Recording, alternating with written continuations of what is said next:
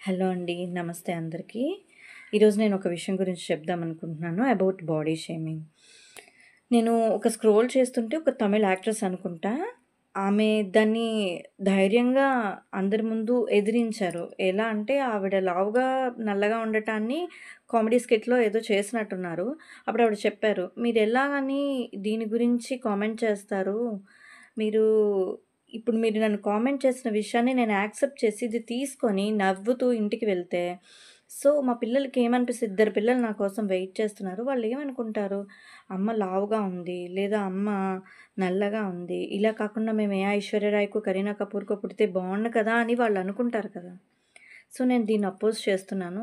మీరు కామెడీ చేయాలంటే వేరే ఇంకేవైనా వెతుక్కోండి. అంతేగాని ఒక మనిషిలో లోపాలను వెతికి, అది ఎత్తి చూపడం ద్వారా కామెడీ క్రియేట్ చేయగలనంటే అసలు కామెడీ క్రియేట్ చేయకపోవడమే మంచిదని నా ఉద్దేశం అనన్నారు.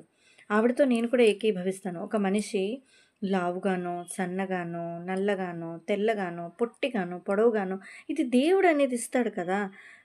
ఏవైనా కొన్ని ఎంత చేసినా దాన్ని కొంచెం వరకు కంట్రోల్ చేయగలం గానీ, షార్ట్‌గా ఉన్నవాళ్ళు పొడవుగా అవ్వలేరు. పొడవుగా ఉన్నవాళ్ళు షా షార్ట్‌గా అవ్వలేరు.